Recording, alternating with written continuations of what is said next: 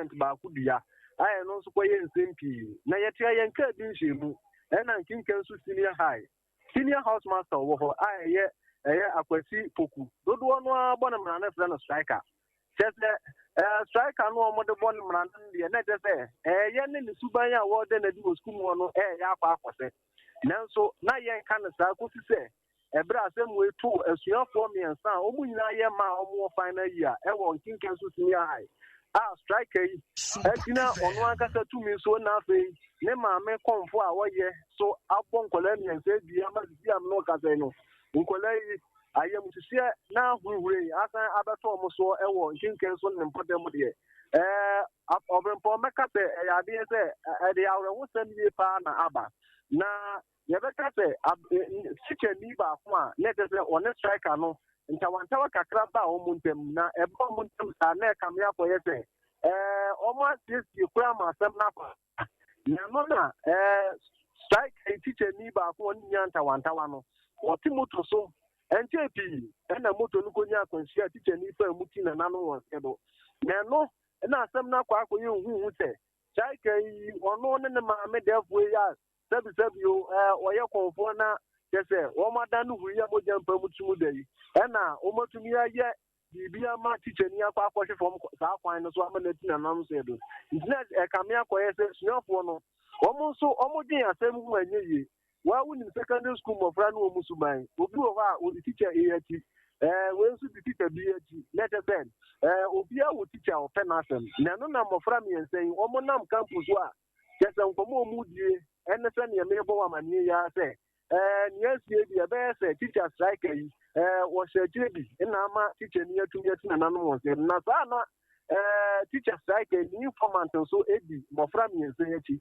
na teto mu ko yi teacher strike ya su se say na mofra mi ense ko ene nsuo hwe wa ka se hwe wo teacher strike na wo se okot oduan koto ya na ma me konfo yi ene ofa nukosua na wa fa na snap yenkomra na eze teacher strike e ajo mu se gban nkola mi ensa disuafo na o mo final year bia bokura o mu nti bi kura kada nanso me no ka se no teacher strike atumi ahanya anim abo nkola mi ensa bia ma e de ahosam yie pa na de aba nanso ni gina mu no teacher strike no mpanyimfo e won kinkan so senior high ne school mpanyimfo no ebo omo modi bia senka teacher strike kwasi gbogbo omo modi na bia na wabo no onane omo twe teacher strike so onane jese mofra no miensa no obia ba ku bia emfa thousands remransa na yakwa akodan bia no se nkola no kura omo ne ka asem no se nya omo ne kan no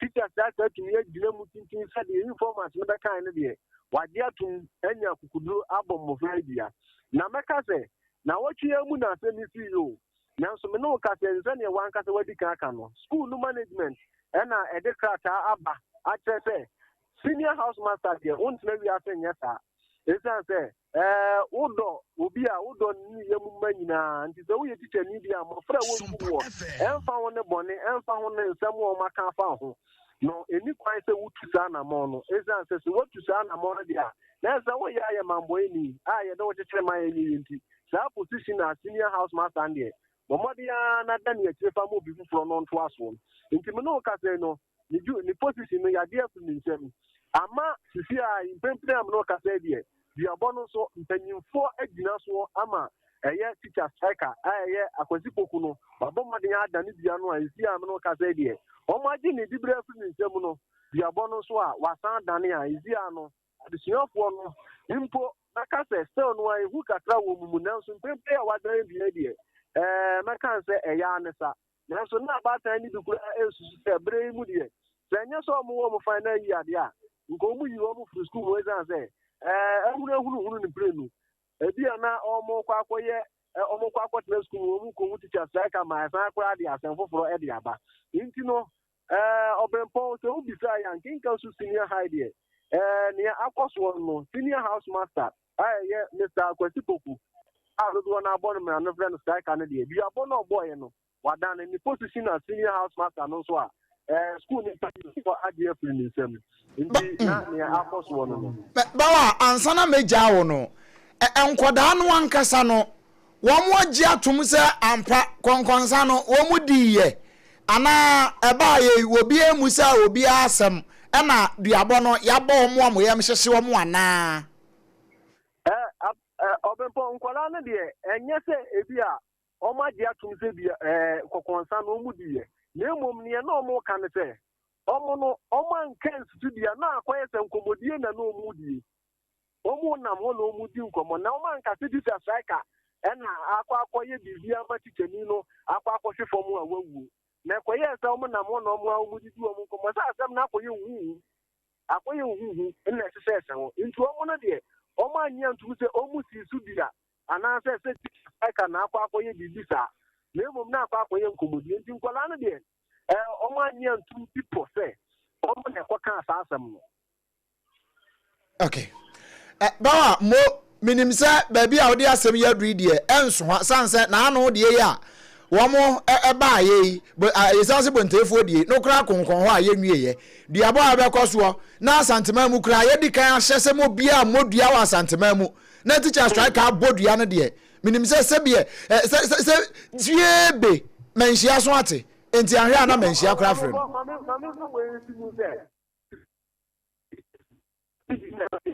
mpanyinfo a wasantema ntem kura ɛtɔ sa afreti kyani no a ɔbɔ dua no ne nabusuafoɔ ne maame no ɔyɛ kɔnfoɔ no sɛ sɛ wo maame na ɛyɛ kɔnfoɔ nti wo fa saa akɔnya wei so abobɔ yɛ mmɔfra bia wɔ sukuu hɔ deɛ a sisi a yɛnya aka sɛ ɛnya deɛ sɛ ɔwɔ sɛ obi ankɔ bia wɔ asantema mu na sɛ wowɔ abɔ dua deɛ neɛ ma wɔn amɔto na brɛ manhyia fika tie na bɛyi ho ano nti nkɔfoɔ pii no a no mafiri afi a wɔn ka teacher strike ne ne maame kɔnfoɔ no wɔn mmɔden no sɛdeɛ sɛ kɔyɛ yɛ a ɔmo kɔbɔ asuafoɔ mmiɛnsa edua no ɔmo bi ɔmo wa no bawa mo ni adwuma sɛ kakra iwadi ho nokorɛ ni aka bia no ɛho akatua pa no fa ɛwɔ na ho na fa bɔɔbo abusua bawa bedu ɛna yɛne no wabɔ nkɔmɔ no wɔno to yɛ nkra de fira santema ntam mu enti teacher striker fat duabɔ no deɛ wabɔ lemo sɛ nkwadaa no wɔn gye to mu sɛ wɔn aka asɛm no deɛ wɔn ayɛ nkɔmɔdidie huhu ɔnza campus deɛ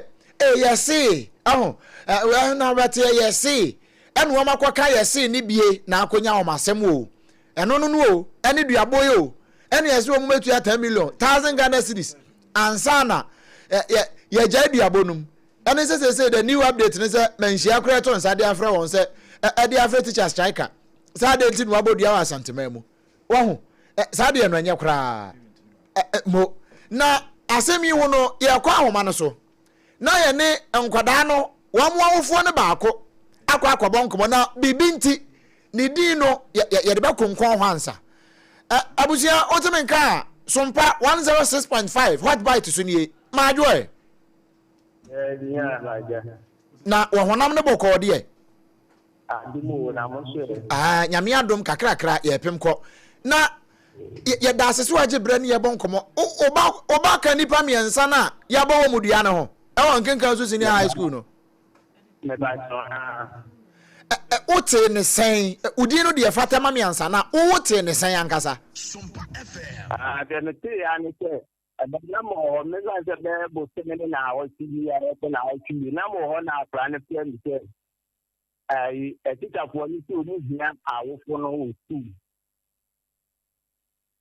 na ye mekoye edin koye ne tadia ne se tite ni bi wo ni ba ku ni tu pepe na ba ku su ni ana nkura ni bi mo ko mo tu ni je tu ni de ho abu bo abu ni bi ana me nkura ni me se to ba bo mo ko eko dometi mo ko do mo no ayo ni bi ko mo se tite ni na wo ni wo no yɛte wɔ ne teacher ni baako ɛkɔn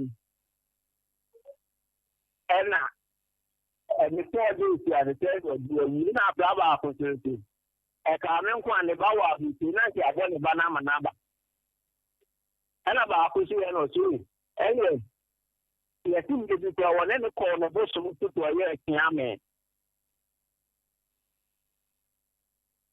ɛntina ɛyɛte na wɔn paati bi wɔ hɔ na ɔde ɔte yɛ na ɔkɔbɔ na mane ɛtɛ nkora ne so wɔn na ɛte na titafoɔ na ɛwuo no ɛna adekɔto ɔte sɛ ɛma sere mu enti na you know I say head no anka tell you into whatever yam whatever flower no na you ekwan ebe fast wa no kata na ye na o ti ma pre otie le na me ye konfo ti ma pre le na me bo so so on chan ko mi ensama abotum no na o de nkra na bi na di ma ti o so me bo so me ensa ete nkra na ewu a ujai na bo so na wo ti be jai na wa kwa atọ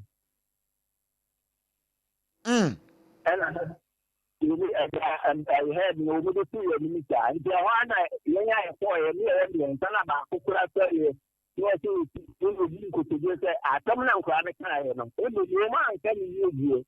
And so, can you pass a picture? People are open idea some questions for you now in Georgia. I don't your country ahead in the car country and say, well, if you are a bomb, or bomb, you should move the 7 years. What I am a crap, you know, a bomb for Lydia. And one of the in Suba, I was doing the ball. Hey, in Suba, Anna, Bosom, you know, I can't hold money, and some. Hey, Anna, I say, move for 10 million, man, son, what done? 10 million, bro. And the Bruno says, SOMPA every time I am the answer. If you are taking one woman, that's the 50,000, 3,000. That can find me as an other 2,000, 3,000. If you are crab, now open arm, and play you know, you 2 years, you GII, the Enti sesi Diano wadane ana still ekonkon ho. Diane de yakodane. Wati ada yakodane. Ni ayen ne se menhia fikasi em kura fresa asem no. Wo mo mfamra menhia matibi. Ade de nyanse bi. Na sesi mo ma no titru pa ne wo ba no. Ne tibia mu osuku mu hot sen ne tibia ne nantia na adwene mu etesen na adwene mu ne de enai menene ni ya yi ka to bi awase ehu bono se yo ehu na bon ne ta atam na ba na ntia ne de o ma ni mozi o ma ni mozi na te so no Maybe I said, you tell me, son, you know, if you are friend, if you two more Paladi, or Papa Nama, I tell you for air, who are Papa Diaco air. And I'm telling you, more of you will be a more, with the assembly, maybe. Never done a plan to my man if you tell about India, Papa. You know, or I'm in a pen, and just have to and you know, kind of say, I'm capable of that. You know, that's my way. You are the here to make me call on you.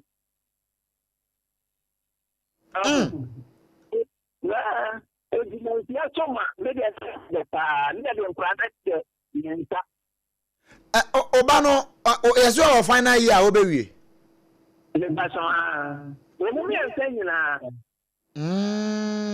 Woman, you answer ma. I'm not sure I am. Hey, never. I am we now to clear just ufri, I say ufri take do any achem wo you know. Angoma so diom ne adwoso saa to aso saa. SOMPA FM. Hey.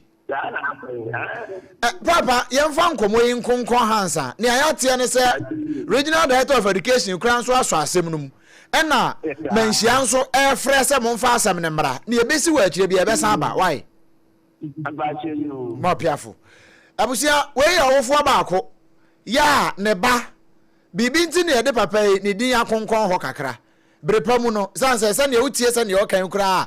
Manfo ahyase frɛfrɛ no behu ano na wa mu akoye ne dom say ono na de ne ba no de aba mfra na nko mfanya dan ye enti eno no o kwada me ensa striker bo mudua say wo mo de ne ho konkonsanti 30 million ba ko awofo de wo mo say la ife no mo anyanko say de yo wo mo de mo ntimi anko nti asa acha wo mo 30 no kura gumienu aka no so ama ma yonko ahoma no so na ye ne twetwefo pani edema PTA National Parent Teachers Association ye ne no enkomo yera Gabson Kofi Raf ye ne no mo asemi ho enkomo yera Gabson otiminka sompa 106.5 FM suni memo adwo wa jomo so eden nchaso ko de ma motifo enobia wonya ba oni yedi nkomo enen ye ne yetiefo je so da asepan so age brand ye bonkomo na pani oya trefo pani de ma PTA fuei edema PTA kuo nyina wo man Ghana mu sa asem wasi ewo sukuu mu na teacher ni se wonfa nto headmaster kura anim na wonfa mfre PTA fo wonfa nto omanim na obabon koda adua. This is the second time I tibie ewa asante mantam mu na no esase bontefuo eno so house mistress saa wo bo ni sukuu ni ba akudua saa we no samu tibi seya ni edikan ya na mo amoye mpanifo no mo fa na sen SOMPA Erika madawase say say ken kan so asem na wo kan you ai nke kan so die ya okay yenya agitumu say ye oman as oman Ghana no bro no bi enu a ye agitumu say di abono wa amfa na kwan so na wo ya etiambra na meboa eno kwasem pa anti teacher ni wo kira de wo school na school na wo kira de no nim say Sabio o headmaster Sabio ono na yama to me say onjina school na naimu na onye intermediary between teacher for no any a school kwada any ya awofo ana intesa sa pepepe na BBC na wa hu o headmaster wo ho a bibi ha wo kran so odi kan bo na amane na wa o dem branch wonsa now the koye there o person o ye na o fele so betima ye afa hu adi a ne kwa wo form no say amba ho kwan na GS no omo code of conduct for teachers aban no agye tumu a yeso as PTA mpenyifo no yeso yehwe yenim say GS council no ma approve sa code of conduct no sa no ma nyina no eho kwan a ye di chiche ni be fa so the mesra awofo na omo ba no ebi say ato no se mo mfa branch o mo nsam kro no omo timo no omo PT executives we PT executives sin chan a kro no ye wa ahemfo ani mpanyifo omo hwe kro no so na school no so no ye wa headmaster or the teacher for na no and the board omo mfa mbra kwan so na ye ma teacher ni no entu anamo a esefata na yedan a esene tekema de yedan ntokwa anase kasakasa kakra ebesi ba ni nyina echi no se hu ye ho se nipa baako sikakra na ka fa ho no mo ne kasa pa minim se wo ankasa nso ye owofo nti sane waka no no waka de ama awofo ene teacherfo nyina nti ho no mo waya de pa na yesi papa one more suspended no say no ye senior house master the suspension the man say one see from a senior house master na one hand over ma assistant headmaster academics well no as PTA secretary we who say yeah no ana we dey nka be yanka ye man nkotena fie kura kwesi be yasem mu hwem be wie because say you suspended no as senior house master there still a teacher ni school mu oguso no nam ho Yedika the medical can say, oh my Ghana, ye the 2 million GS through GS Council. Say, about a church for a near no Musubai, ye be conduct and misconduct. Conduct rules of engagement are acceptable to a particular group of people within a specific mandate or framework. And a misconduct here normal omoya and semfata when a misconduct. First of all, no. Then a beya ma teacher ni enye esikwan. Say 2 million or no. That could be a thing in some. Na ebema na holding about form. After he can step aside for investigations to be done. Nipa biano. Someone who say wabokro no a dance down. He has a right to defend himself. And I'm a he has a right to be given a lesson. Akwarana so a oni tieni ni nya sai ha no na wo force no e wo kwan so so be church o ma se. Sir, eno ne ka na natural justice no. Thank you. They me assure sir me no ka say. School authorities no headmaster no GES officials and district director of education and regional directorate no. On betu anamo e se fata any school board betu anamo e se fata. Said by a committee on by investigation no. No the year after year. Okay. No ka say me need code of conduct na be me say but minimum some kaka. And I don't want to quote provisions many very accurate about it. But I know say first of all no obi ya de na enko ya first of all you rebuke him as a first measure no.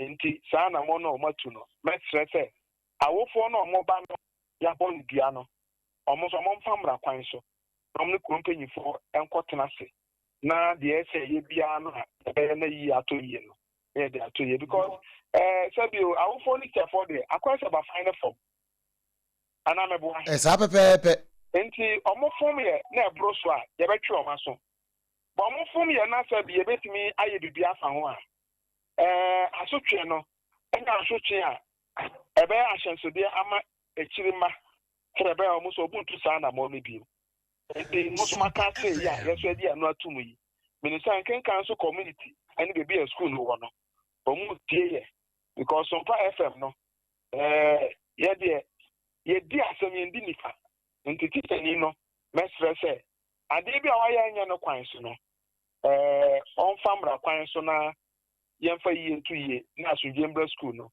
na teacher for ne awofo any school no nyina entimetina asujie mo. Okay. Ansana mejawa mo akono afi yanhwe nia eta akokoso ewo yensuku so ahodo no mu na nsam ho no obeti ese akwada bi wono so aye niam ho wahwe teacher ni na bere na awofo ni bi firifie no mabaka ho no mababu teacher ni ubehu na afi ase tutura asem ye wura yesuku no mu dodo mudi mani adi akire mahuhu bi matiti bi no sa no mo PTFo de na mo ye de na mo ka fa ho edi kan so mata wase bebre na me de se san komo yodi aba bonten just ye di komo kra ma ye se kwa na ya bre na so e be ne be ye say eti ya enja de ensoa ye nya cheswa enti abai ni be kan wase bana apa wo form ne say edu bebi a abai na ye no ho amega abai ye se bi e wo school wo no kwa betima ye ho adwuma yes wa ka nka bi na sabi o abai no mani bi wo ho ma akaya ko no go kaya ono kwa won tresua ono kwa so obesue na me kana sa yen ya ba je tumu se san kobo we no ye tracia between the month of November to March. Yeah, research of the last 6, 7, 8, 9, 10 years. You be who say, "Sa no mai, sa period in the test." What traces so? You be who say, "PTA no first. Saturday I want in what schools no more no. Abani shall say gumu, e wo basic schools no more. You did excuse me by no. Ekwaye say sabio PTA no kwa no especially the name for school so mama meboa sa na akwaye won sa na tie and na secondary schools so with the free SHS buy no akwaye say PTA so do baby kwa na ban no kwaye say PTA no ko ma yiti ne free mind fee ana meboa na say no ye de hia parent association na how? About person GBB boss so bet my SOMPA FM. SOMPA FM Matimo FM say jamanya mo frequency no. obi bet ababet ma sore na aka so samudi there be enkwado ntimi nye it is a PTA now register as a body na ye ensha aban ase no kwapa wo from no say we are consumers of educational knowledge ya fa enko na school or there be people school or there be enti school no ye na edija wo mu anameboa enti ye na edija wo school mu no SOMPA FM mo media house ya mo be mo frequency some ne customers mo patronize ya over to my FM station ya na kakra wo mu enti some person mo subsidy a won't you try to get feedback from your listeners no crepa anamanka ni ende waka enti how I want from the say the crepa ha again say abanshi say efa schools no hono or engage stakeholders ye PTA so on time for yanka ho so about to me a code of conduct for teachers that's our code of conduct for teachers no abai no kwan kwatana science konya on teacher union sin na kwatana ase that is NAT NAGRAT CCT and as a pre-tac any tewu F4 kwatana ase say ambrabe na eshisha ebema ye timini teacher for etimadi so na teacher ni ye bone a ye twina so a munyina na ye ya adwen no munyina agree on what I call code of collective agreement for teaching staff within the Ghana Education Service. Our review here in the year 2000. Almost has review 2010. It has review 2024. Now, we have a code of conduct for students. It was school more. Unkwala no mu fifi no mu ko school. Omu fi school anya fi no mbeba. Wambesa be fie. Enti so ono nkwada be din so so ana o shambra ma nkwada. Anya awofo na ye se ono omo trase. Na nyina ye hye mbra na wo de ba no. Se e fele se employer because ye tete ye de ma nkwada no ofie no. Ya fa we ni na nka ho a. On be tin sam wo school mu a. Na wo nkwa akoye wo mbra. Na ye se die ayakono go ka ho a wo tu so ho tu e hye wo de a. Wo se ne atete ye mba ni yi. Edi tu. Se fie bi amense wo mu. Okay. Se won kwada papa wo school no. Sa na won kwada bone so e wo school mu. Se won kwada papa wo fie no. Sa na won kwada bone so e wo fie. Ba bi ba na fa kwada ho a. Awofo ankwada ne ye dia no. Ye kuo no. Sa ban no ma ye kwan. Ne no mo su konya. Okay. Mo mo nkoje mbra bi a aya brochie fo mbra. Brochie fo system no ko ye se ye de apene ma ye mbo akwada ba because it's against your policy ben your culture. Okay. It's not our culture. Okay. It's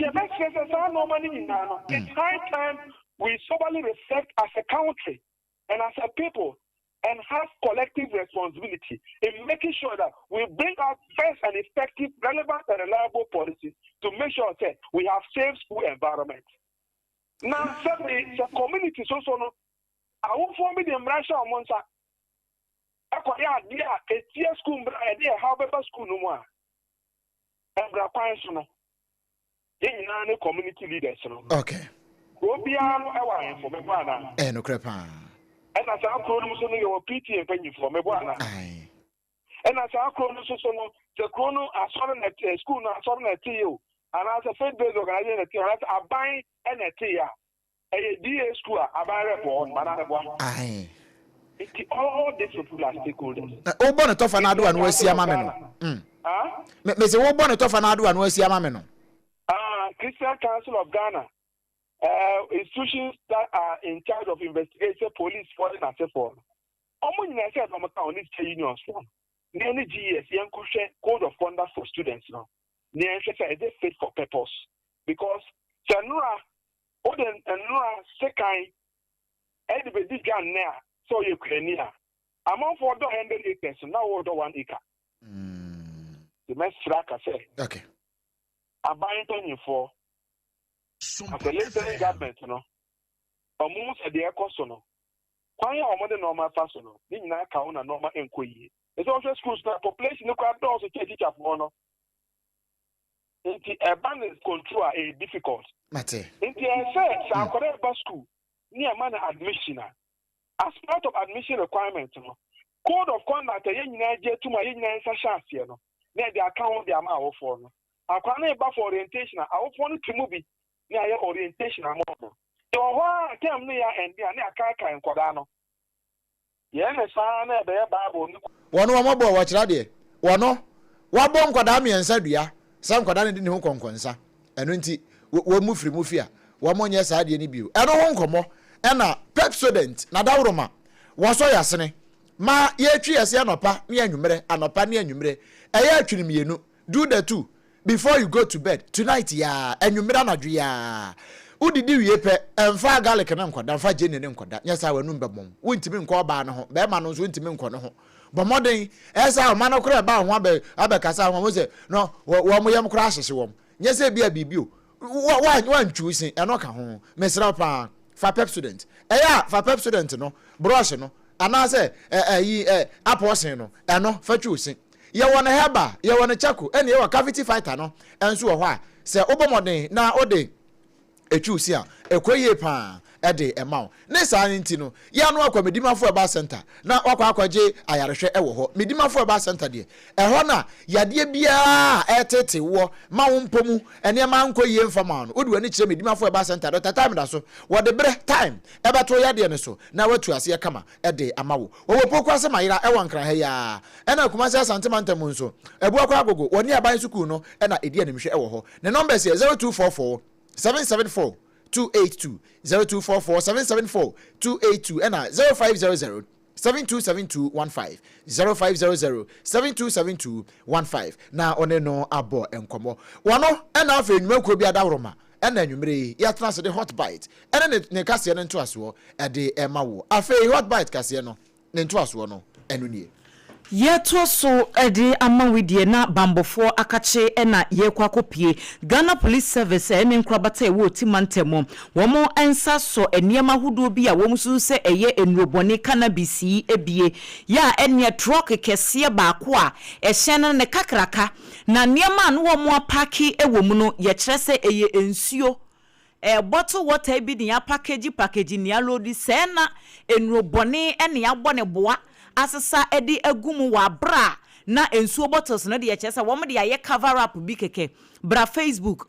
SOMPA 106.5 FM Accra oba emfonyini no se de etie pictures e wo hono mo ne se de na track no wo ma load enroboni ni wo mu ayede bottle water no egu akire se de be ya mpanifo behunu se ebia enye nuobone no ni nyina eyade se obehunu mfonyi no ewo ye Facebook page no so na ye kirem se sa nuoboni sika no wo mo hwa ni mu se wo mbenya efiri ni tomu eye 1.4 million Ghana cedis na narcotics control mpanifo ne bambofo enenya tip off no na chese entem so wo mo etu hwanamo na ehye no na eye Volvo truck ibia registration number GC3522-09 ene esene number ne yese checkpoint bia ye frɛ ho no bonache ɛhɔ ene wo mu ko hunu se car no apake na shenkani ana wote esene no emu ene nea woka ne ho a wo mu di nrobone no ɛkɔ no kyese wo mu dru checkpoint ho no ma ye ka se o munyina wo mu sifri esene no na kyese pam womo ede womo nan eka enwura womo dwane en womo agya ehyen no esi ho entija se kan security court for na panyina wotena edwam his Anna Lambert Kereba wo kiremu ese wama order wama ho kwan se track re womo bie so no womo hwa de kura wom enti order ne ba ya womo ko bie so no womo hu se na enurobone na aye ehyen no emma Enkwanta South Divisional Police Commander Chief Superintendent Ora Michael Kwabena Esiedu wono kura na edi anim den ya wone yamani boni nanaken edi nkomo no wo kyerɛkyerɛ ekwan a ɛfa so a wo mu etimi hu track no a wo mu hunu sa enurobone no na enye wo mu nko na di sa adwuma na ye Ghana Police Service for yese na asrafo bi nso eka ho National Intelligence Bureau NIB for ka ho Defense Intelligence for Ghana National Fire Service odum jadwumakuo no na afei Narcotics Control Commission eye ne nkrabata ewo ja sekan ewo otimantem no mu wo mu nyina ka ho bi na nansem ntem ne ekame akwa yesa sa nuroboni ya ye ka ho asemi dodo no ebeba no na efri area ho oti ne voter honom nansemu nro bone no ho asem no emi se eya amane humne so wo ho na bambofo enam saa kwan yi eso Ghana fo nyina ebo se police command no wombekosoa aye adwuma ye ntotoye se de beya womo maye o madwene se de bambofo ka bebrebe ni da ubo ya ekoso fa nuobone ho no womo ntie na wombekosoa aye adwuma no womo se womo obo mo kokose womo nyina yiye na bambofo no womo aye krado e de amomo Chief Superintendent Owura Michael Kwabena Siedu ne nsem a wode to sompa kase anim no yentie bimra be musume me kakrani enkola ewodu ti wo monache bari achi kai ya esi achi hai na achi kai no driver na okaka no esi se oba yewu ya se wadwane enti omufrei me regional commander ama no so ehye minimini se yanko monache nkare ona achi kai bi so enti yanko famra enti ampa ye di ose ye yo yakofa bai ya be ka no bai no ya driver no anaka wona ebeba etwa achi obi ama enti edani ye court a copper or the beer a bit me a boy, a ma the beer soon near my womb. And he said, "I pay your friend when you catch them, your quadri court order, and then I share and say, you bet me a beer in your mother." Ene ya yekuti SCA Ayenkwanta South Divisional Police Commander Chief Superintendent Michael Kwabena Siedu eno achi oti mantemu na Narcotics Control Commission penyina woda womano Madam Jeffen Siberi wono so ekasa kakra echirechiremu sika na esom saa enubone no a womo kwa akoton na afei enhyehya ahodo a na kokofo nso womo di gu akwan mu wompotem wose de beya saa niema we ne wombetime si anokwan 91 bills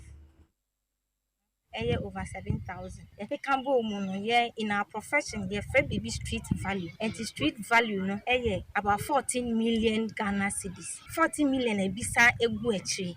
Inti weni sika and kanipani to me the femu the call baby or the call yana. And only sika or benya the region and Kasa Oti region. Koye se cultivation it's on the rise. And say you cultivate here. Say we anka baby, but ebi eka system ni mo. Another problem for the region is the use of narcotic substances, especially weed no. And also say your country ne dachi any yen youth no. Inti say ya share na ye nyina ya mpa together and fight this menace. Dachi biano the country Ghana will not have any focus ana onya emeguna ombaba besi ye papa no mwana. Wei Madam Jeffen Siberi wono ena okoti mantam no emu a nakok adwumakuo no woda wo ma no yamani boni nana ken ena di wei ebaye Afeyinremu ewo emfifi mantam na Aguna West Mesin ne kropon no ene Aguna Swedro court ya no so ewo ho ye district court no ne wonom ekọ asetna wabra his worship Victor Kusi watsena piemu na wodi asem no ena eye police kwaduboni ebegina mu ena wodi abrantie bia wono wanya mfinhia no aduasa 34-year-old man eba begina adaka mu na ne kwadubo ya wodi bo no nyina ne se enanu ada na se enuru ada krampo ebenadai wo mu enka bi nhyiemu Aguna Safo kwantempo no so Omo se taxi bia no ne registration number no eye GL 2932-26 eya dia eba na nye ono nko na net hyen mu abrantie bia wono so na wanya mfinhia bese aduonu nwotwe ya ono so ye fra ne se Godfreda kwano oka ne ho enipa mienu ekwan ya no omunam so no na chese kwan ya na wo mo efoso ema wo mo hu polisifo ase wono mo yamahye wo mo ase mfifre bia hyase ati wo mo no polisifo no ebo wono suspect na wono mo kwhwe ase enuboni bi ena wonom so akyekere ne doboa ena chese wonom ede kọ na no enenam so polisifo nsaka wonom no wonom ma ho ye ha ama ne wode wo mo ekogina mu saa no ama eye his worship Victor Kusi ahye se be ya hwehwemu polisifo benya kwan na watimi ahwehwemu asifom ama bibia so asem no kura bi ewo mu no etimi aba beto dwa ewo no bone a wo kire se no abobo no doboa makomako bese wo ha aduonum enan 154 no wo benya mu ahwehwemu ya esi asiente no wonfa wonom enkotwere mu ewo dabon prochi eye remind no bese na wotwemienu na wonsan fa woni nkire mu ewo court wa bra match bosome ne de to so duba ko no aso na wo kire se sa ense asem wo ye nei ekoso no enya dia efifi maternity tru aguna suedro portable no police for ayakrado so obeso so nti no wode kwadubo no abono nanso no wode kokobo atoa so e de ama adasanyina se yenhwe na saa esu ne bible ne ya ma meto ye da nanu buchi aso so ya tam de aboye bo no yenyan ekire die sebe ya wo meyin so ne yegina benya asomdwe na ebre ya ye wose ade kwotena nsem wese so no yetimi e de ayempontodwuma e de aboa wo my Ghana na nkankro wei ene ensem kakra ye ne se wuremu e wo aguna srodro district court ye no e wo ho na branch e wonya mfinhye ne aduasa na ye so wonkotwene mu ene remind 2 weeks once amna bi eduru ho asemi de be free mu ababia no ye mama so ensi wo na sabre kro na obra kire ensem wesi wo ho no na asa akopie mu e wo aguna srodro ho no aguna West municipality ho na wo motena asem no so no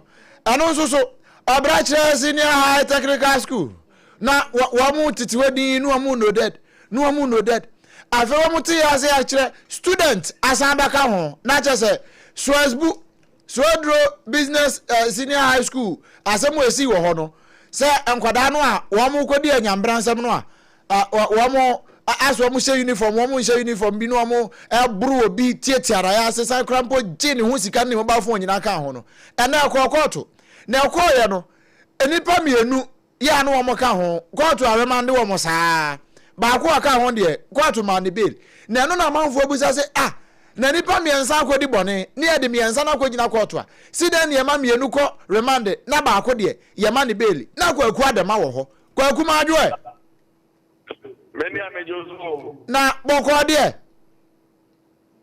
jodiam boko me baba ya don na do no boko ba ye de urade ase na eba ne sai na Joseph Amode koto ama ne bill na Benedict Apia ene Mahmoud Bilal wo mo de koto so wo mo nkodamu yi wo mo nkwa remandi adan yo many ameda was na what you mu na say ye ball e foni as a phone na man say ube pm wo mfin remand aguna so do ya de say ye nya no na wo mo ko ayem school no e de ball ba kan si architect wa eno ye di media atebia e na wo mo edie ono ene nam so ma tin ye ewo after mistake ena benzo so ezu ediko bi branch ene ntemu a ono nam so ka say o kan funi anazi na ena abel funding bank ene so na say a branch e ba ko no mu si na bo anka say ko no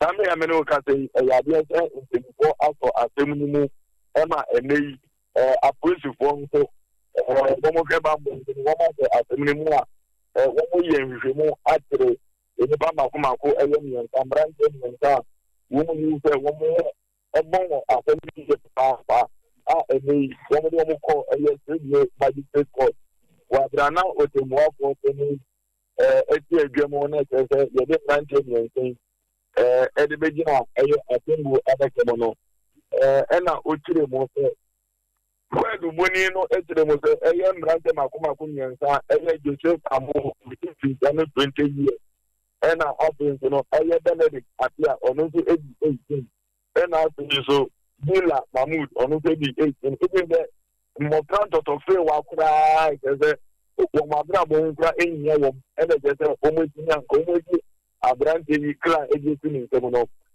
kwadu boni no kan se enipa miensa ena ensa eka awomo na abrante ba ko de obesre eye judge emina o te kunde mo say eye Joseph Amono o kidi de ni ye pa seno critical o kidi ye 50 yeni ana ya yi video na o di mo say abrante no na pata entokwa no o prevent say mo mi si abrante na bo ndi no ma dia o hemu a enye adie se ono de ne ho ebo ewu tanto de na opata nti no obesre etemu afọ ne se on temper messy with justice lanka oma branch ni nkosi na enipa nyino na aka no we come blogger na wato we come bua na wato we come we ya na wato de aba branch no na wo mo transfer enye nkumunye mapa eno na asansem na eye ko ediboni no edi to eye otemu afọ ne ni mo no ohu se ampa esas bonyi no and as I'm no can say the abrante ages of more when you're in 20 years and maybe Yankupon at a year and my foot so at Labamoa. No can say what could you have fun when you and you answer because you need a year Benedict up there and I think you know Villa Mahmoud 18 years for Mumia Media Samuel America India woman could car a 2 weeks now a chance a woman to me Abba on the 11th March now came one form of 8 years 1 month and 1 last week one and then so I'm about to see that in the end I had some for me Kwakumoni adwuma abusia ya mane bo ne kwakwa dema na yene no ebo enkomo no we nyina no eye emfinfin mantemu nsam afiri ho eba yeto akase bono eso na Ghana adehye bi en wo mu adwa layi wo mu chirem se Electricity Company of Ghana ECG adwumakuo na fei Ministry of Energy wo mu ntie sankai boy sesi a prepaid no enya de ese wo mu timi to biem wo mu se meters no wo mu ntimi hu so how bi na wo ho a wo hwe no wo mu nsiesie se AB su bi foforo bi na aba en na Ghana fo enimu a aban emra no wo ma mbechirem sanse na nse mu prepaid no ni techu pa ne wo mu a wo mu use prepaid meters no utogus wa nasa adia ebi ankakane woto 200 cedis ebi betimi de watwa na watwe mienu na watwe miensa no sesi asa 200 cedis no beto 200 no 1 week kura ma na eko na omanfo complainia still no ase wo munye hunsunsu asopa bi ni sachire foforo bi a ewo saa complaint ne ho ukofra wo mo so se ebi a wenya oha bi wo mita ho mbam so o mita no ha bia ni ho na chese ba bia enkanea no eyira kono wo mu nim wo mu de srede ato aban anim yenti Ghana fo binum Pana first, na meto prepaid 100 cedis. It will be months and some days. But this is meta. I'm going to use to beta 3 weeks na asa. Months meto my top prepaid 200 cedis. Abla first na meto 100 cedis. The meter months the grab lights and the no boy. If you am got time, I got on site. Until Africa and many like. Then I said no we know. What we tell tafa no pa do mo ko mfi pa. Enko mo dia no. Se bu ho kwa otokwa any man. Tese prepaid in there. First, ever from the na, say, but it's here. And yet, oh, we walk out of Topano, that is for your comfort companies. We had we bought man, committee man, we bought companies 5 electricity for the Dick. Toyana, Sabla, 2 days, I'm turning out to some 20 cities. Way your mouth for be not just a Ghana for being to 21 was Santamantem woman ya mani boni bawa bedu ena edi sankomoya womode amani boy atuja.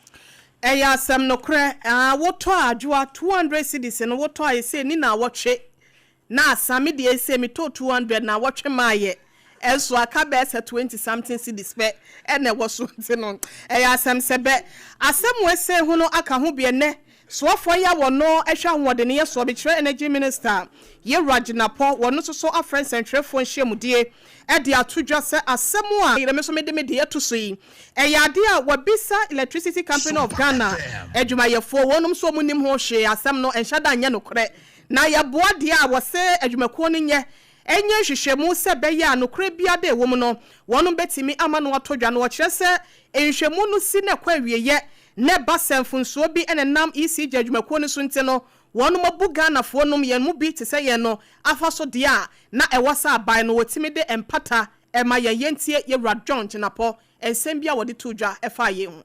Once we conduct the investigation, assuming some meters are faulty, we have to replace them immediately because you must put the right meter. And if it turns out that people have overpaid, we have to find a way of compensating them. But like I said, it's just too early. Let us conduct the investigation. Fortunately, we have a very good working relation with the PRC. So the PRC, the Energy Commission, the Ministry, and all the agencies under me are working together.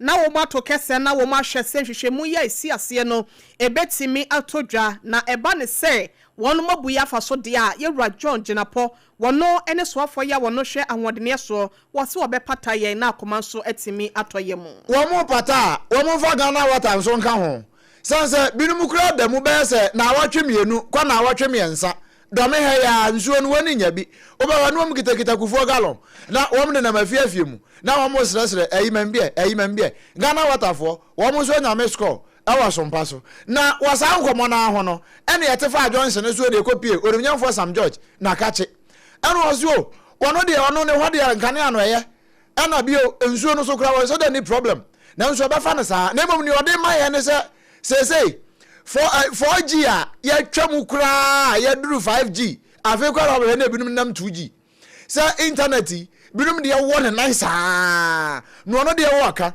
se Ghana ha sani ye boko ya nim boko ya nim no hwiebe akaketua bi na ho mo nchichemu no be se duoson wo mo twa 5G no kra wi. Our vision is to achieve 70% 5G population density coverage by the 70th independence and celebration of our beloved nation next year. And so the work is cut out for the regulator. You have barely a year to roll out 5G using both the wholesale model and network-led operations and achieve 70% coverage in terms of population density, not geographical. Population density, 70% by the time Ghana is celebrating its 70th anniversary on the 6th of March next year. Onimnyamfo Sam George ne yetene nka no wono na eba ne nkitahundie ena ba internet nsam ne nyina no na kache neguo sese Ghana but akaka kra bi ne edu 70% ha mu nchichemu aduoson na 5G no ati afam pa eno no achechire mu sa Ghana sra dom adwumakuo no armed forces for and wo de atu dwa friends semchofo enhyiamu we kwa de defense press call workshop bia wo de hyehye so ewo enkrahanum sei na panyina wo hye chire se kwantrefo wo dankita hodie ano ema Ghana armed forces Captain Veronica Ahin na wo de atu dwa se adwuma yi a wo mo eyi wo ne semchofo na na de ba ko ebeye ya pa ne se bia issues bia bambosem a ensese ba bonten na ba bonten esan se bia nsemtwoni bia nye na dwuma yi na mom wo mo se enu nti na bra ne bra no wo mo ye nkyerɛkyerɛ efresa workshops ahodo se de be ya wo mbema Ghana fo ahunu se wo mo ne de obadwuma kuofo no ana adwuma no enti bibi wo hɔ no ma esese gidie trust ni ahotoso a ɛda ensemtrofo ene Ghana Armed Forces fo mu abribia no wo mu ehyemu kina enti wo se adwuma no de wo mbeye ena media fo no nso no wo mbema wo mo nkyerɛkyerɛ na akopem se adwuma no wo mbehunu ani so se de be ya emfa wo ha obia emadachi has now come into fruition, and I am delighted that we are gathered here today to continue building on the strong relationship between the Ghana Armed Forces and the Defense Threshold, a partnership that is steadily approaching a decade. Today marks another milestone in our collective journey to deepen understanding and strengthen collaboration between the military and the media. We all appreciate the vital role of the media in shaping public opinion and perception of institutions, including the Ghana Armed Forces. The media bridges the gap between the forces and the citizenry, carrying the unique responsibility of informing, educating, setting national agenda, and serving as watchdog amongst many others.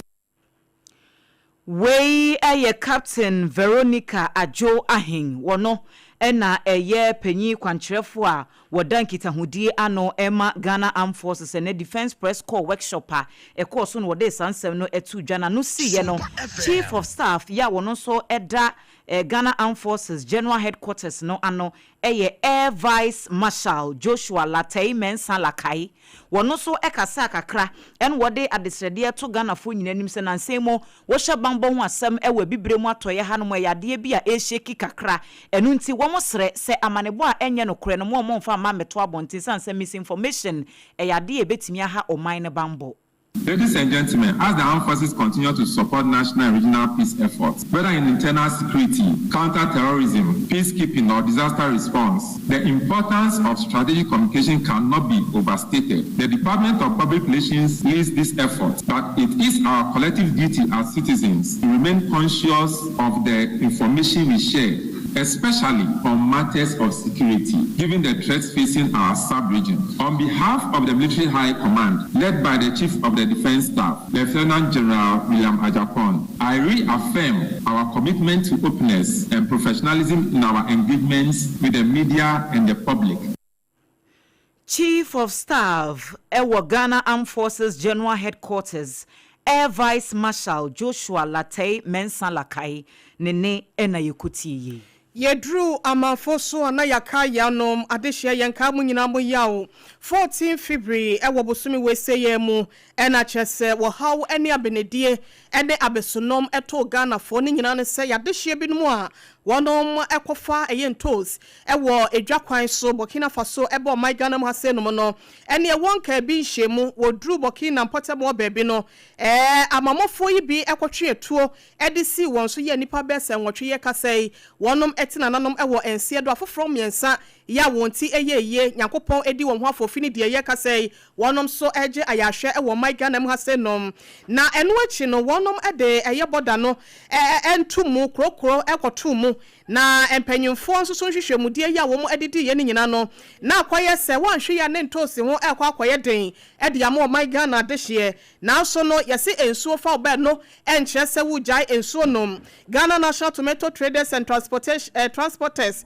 Association wonom ede nsemo to dwa kyere se wo ye ne no achi no wonnua no mu a wosan ekoye se wo sa kofa ntos ewo Burkina Faso aba no erade eduom ho afofie first batch no abedru asomdwem na titire ni edema association eyewura osai tofo wone nsentwerefo ebonkomo wa bra ni nuanom etimi koya wasabedru asomdwem.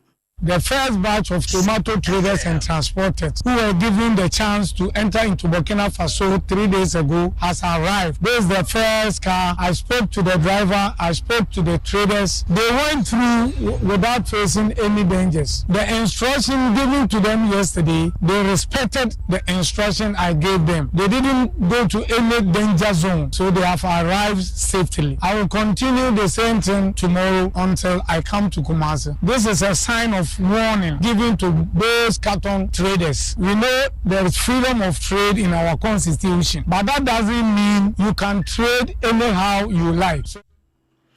Entosi edwadifuo won kabom ko bataye no ewo my Ghana hasenom Ghana National Tomato Traders and Transporters Association womo etitire ne yewra osaitofo na no disem enabusua etwegu ye wansanfoforo mu no amanfo kra se nsuo no se anya dome nko awo womo se kwa benya eburu na otwe miensa kwa bese bosomini womo so mu nya nsuo ni bi nti Ghana water moment score na ukọ na nimpa eno na se ni abadamu ne se kopekefo ana womo kire se enche kra womo gusu pianko se atoabo gas plant no womo nya ne ntem na saka wa no emrantem na pania wono ekasa asese ai eye kopek womo pani pa ya wada wa no ye wada nkanamo a wono so mpaka se kire ni sei.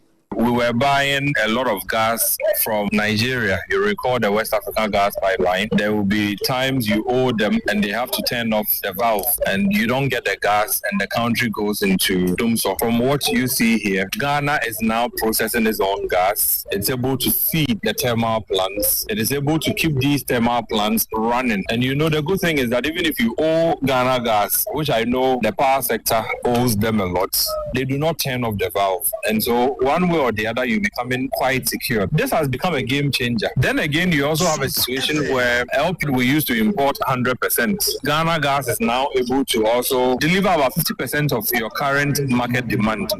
We yera dankanamo a na wo chese Ghana zani yetimi aboya ho bra bedu sabre yemoya ho moden na ne manyina enkoye mfama na fe yenya plant no ne etoso 2 emfanka ho. Yet waso ewo SOMPA 106.5 FOC sanse nieme bekoye di amomo pa wose a teacher for wo memu wo mo bom homodin ye nso e bantoto yahodo ne nieme bia ebetimi ama wo mo asetena mu nsam na konkan ya na akwakoye den ena ne ye mposti wo mo ekina wo makatue bia kam na wo behwe na teacher ni wo gina kwa ho agese wo de kojan boniti ebe ye dede kakra nsa na aban atua sika wo mo ede wo mo no wo se enche sa niema nyina no ebe a thing of the past. Said ya womo kano san say allowances ahodo binum a womo de brɛ womo titru pa ne womo ayeto womo ekokro nkuma mu no wose anye bi kura no 20% ohamu nchichemu aduonu allowance bi de wom betimi de ama womo ayede womo kɔ rural areas no na etimi aboa mo masetena mu nsɛm no akɔ enkan wode nsɛm we nyina etu dwa na eye Ghana Teacher Prize Sponsors Appreciation Ceremony ya ekoso eneya ewo enkran ha sei. We remain firmly committed to strengthening the teaching profession as the backbone of our national education system. This commitment is reflected in some of our key policy priorities. One is our effort to improve conditions of service for teachers. We are deepening engagement to delivering quality learning outcomes. The Ministry of Education, in collaboration with the Ghana Education Service and the Ghana TVET Service, are working to ensure timely promotions and career advancement. Dr. Clement Apak wono ene yeswafo abedi echira wo hye ehumasua ensem so. Afeya for ni enchiremu ewo ayawaso east abato empesua so encheye ena woni monyamfo na Isaiah wono no ye mra hyebadwani di ma dehye ye wo mpesua no so no woti na nanom siedo anase wo chiremu ewo ne bofo nchen na eduebo ye bobi epo ne munti na abato bedwa no aye nhyehyeye ya wachire sem match obenimbo so me no ne da ya etwato no mbehwe na wonom etimi ede abato no by election no etimi ahyehye so ewo ho na no ena ASP aso eye Ghana Police Service ne bataye no ewo Nima district ni mu a woye panyi kwankyerefo abedi echire wakyerese edija wane ediaso asebe ya bambo ho nsem ebetimi atoto da akwam na ajapade nso so no wobi enfa basabasa yokwan so ema no enkohwere adehye ye wo my Ghana mase no nte no wonom behwe na police officers no makomako aduowotwe wonom etimi agya wonom na wakodwumedie na se ede wo mu so ahoɔden ene onimdie no akɔbɔ abato no ho ban sebe ya enwie kye no bibia ebetimi atodwadwo embarking on community engagement. We use the loudspeakers on our vehicle to tell people about how they should behave during, before, and after the election. Some of the messages we tell them is what I just mentioned here. We are the same people. We don't want violence. No one should insult. No one should deface or tear anybody's posters. These things are going to escalate violence. And therefore, simple message we give them is we are the same people going to live in the same community, going to the same churches, going to the same mosque, live in the same house. So we ought to be one. Politics is about what? Ideas and opinions. I am stressing that above all things, the whole Ghana is looking at Ayawaso East. We are Ebusia ene ya etwegu ye ASP Asong Ayrakwa wono ene ye senior officer ewo Ghana Police Service ya just wasaye tu no bata no eya nyinam mene wo kasa ya NDC for ye wa tiwa East wo ma pilot pa wo mo se abantie bi na mo mfafra mu ho ya papa no kra wo mo bori din kra wo mo mpase wo no bebo ena wo ya galamse kimpin pa o ena wo nenam mfinfin ho na DC odomnyamfo Ernest intim waba ya wo ye adwuman se wo magalamse gaba wo mfusi gi galamse kra ewo etiwa East no wono de wante ye ena wonam no ye video se wono wabema odomnyamfo Ernest intim na adwuma na ye dene pa de ama no wonti wo ka de a national security any abemu mpanifo nyina se wo mra tiwa East na ne yakoso wo ho no ye kura je mpanifo nsem wo mu ya agidi mbone e de ama DC cheba fo e organizer e de ma NDC wa tiwa East won na kasa ye and disgusting to hear that Mr. Daniel Ansa, while known as Abeku, continued to peddle falsehood and malicious propaganda aimed at tarnishing the heart and reputation of our DC. There is, however, not a surprise to us because it has been captured on video severally saying "Se ubeye DC in public domain," and indeed that is what he is doing. Ladies and gentlemen of the media, most often we sit down as an executive body to reminisce as to why Abegu seemed to be the only person trying to associate RDC with Galamsey. Probably this may be the sole answer. Honorable Ernest Dawson team has taken a bold and decisive step to fight against illegal takeovers of land and the destruction of farmlands through illegal mining activity. Into the Asha, Honorable Ernest team, El Galamsey no, one what was a ubeye DC ya. Memu adwuma ya de metete pa ntu wa mo fra GP sa GP mra na wane wa mo kan bia wo mu nyina ewo bambosem no mu won mra na papa no a wo ya sa no won betu ne so sa we ye che bafo won na ya mabrudo mfrafo e de ma NDC amnyoko no ewo atiwa East won na wane so mpaka se bo sa nkomoyi ewo Gomua State ewo mfimfim mantem no mo de adesede eto soafo a wo hwa akobadie hwa kwan ne akwantempon ensem so na afei contractor ye de adwuma a wo hwe kasoa eko winiba dualization no ahye ne nsa ne se wo mo ye kwan no a wo mo hwe na ina rose no de de kuro ni mu ni ade na link ko highway ne so no wo mo hwe no wo mu nsiesie no so emfanka ho na obokumata ya woto so enkron wono na ye Gomua da sum hene woni yama ne boni kwaku adema edi nkomo because I mean also they come mine nothing na yaka the issue are doing that yeah pay where you from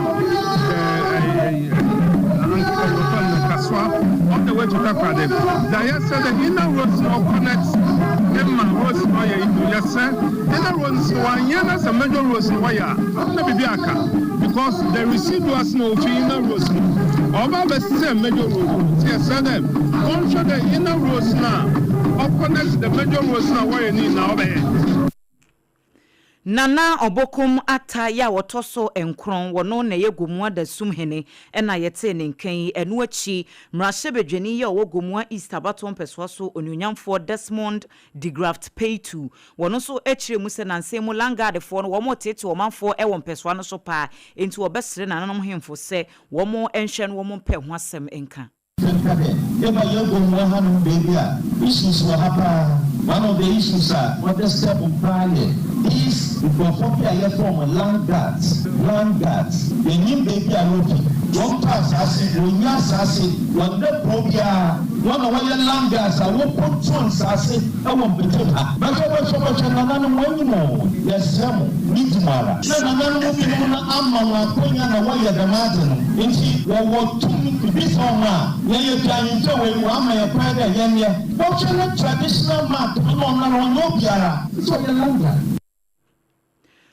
Mrashebedwani ewo Gomua East ena yete ne nkan ononyamfo Desmond Degraft Pay2 na saa enkomo ye koso nyina no eye Gomua Asin Traditional Council 2026 General Meeting ya ekoso ena empenifo edi sansemi ekotu dwane krakra emu eye mensin ababawa ya wo empotem ho ononyamfo nana akom yentie no. MC kwa ya wapa aya ya sasia sabu obi mo die du mo ye nsem sa enko gomwa dampasia fisia the west what say ahoya number nti warje enko aya winiba aya ye new winiba nti bi koda wa ba ahoya gomwa safi. Ene ya wuti ye eye Gomua East DC nana akom oni yamane boni kwaku adema ena edi sankomo yi. Nana opon checheku yamane bofo ya wono so tonkra ewo nkrapompuni mantama se no mayen akopoko asema ira ye no ewo ga West Kropon no Assembly no FM ene adehye akotwetwe nkomo na desrede kese pa ene ode ama abane ne titru ene soafo ya wo hwe ya kwan ne akwantempo ho nsem so se wono makwan no enye ene ya fo krampo yade adesi ade ne to okademo wo ba no asemu na hwe ne nipa no ewu ewo kweme ya tete semte no aban no emra wo mnsra ben mu. Listen for this. Ya kwana de in fact high to wine no sise kwana mai. Muto kwa kwa yele in fact so to emra mu blessa je before e no ma na ye ma eduba bia ye muto fo kwa tumbo mo timo kwa na ye. Na je se kwande enye no ahyenkafo ni bi nso ekasa ye wabra ye Richard Ata na no disem no ekọ awieye wo mo so de no sei ena na sitie. No kwasi manya kwani nye kura ye kwani nye ye brankasa because we there ye fa kwan we sa but minya 40 sa nti ye sre aban omumboy ekwan na tetia pro awie se adanko ne aduntene panyimfo emra adehye ya wonom ewo poku asemayra ehwo empotem ho no emuasnya sade a atama ehye no sa no okoba uhia Joshua Kenki eno ne aduane papa ebetimi aboa wo na afei wo modern ape time herbal mixture adupa no wanya bia nonom na no so atimi ayi ya wo nyina de afiri wo ho wo madawromanti mayani botata miensa pe ye ba sisi a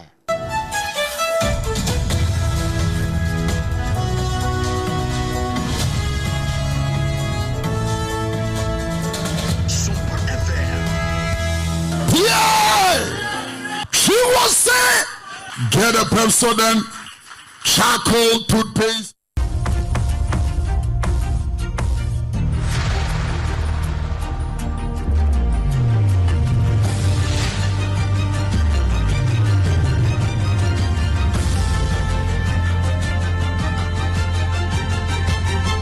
SOMPA TV, Emma Akatuapa. No kwasam se Akatuapa no obaje na yakọ amanone. Na ukopie mu ewa America me ofa Donald Trump wono na yeka sei wo se sa Minnesota wono mo a Somali community no Minnesota no wo mu nyina wo mu ye atukwatnafo a wo mu amambofo papa ana me so wafa na e ba ne san wo kire mu sei. That's the kind of money you're talking about. We'll balance our budget. The Somali pirates who ransacked Minnesota remind us that there are large parts of the world where bribery, corruption, and lawlessness are the norm, not the exception. Importing these cultures through unrestricted immigration and open borders brings those problems right here to the USA. And it is the American people who pay the price in higher medical bills, car insurance rates, rent, taxes, and perhaps most importantly, crime. We will take care of this problem. We're going to take care of this problem. We are not playing games. Delilah. Yeni agro. America yeni agro how. Umetra Minnesota. Now my piracy. Ewo ho. America for Americans. America mampani Donald Trump. Ena ote ne nka no. Wesu ni yegina.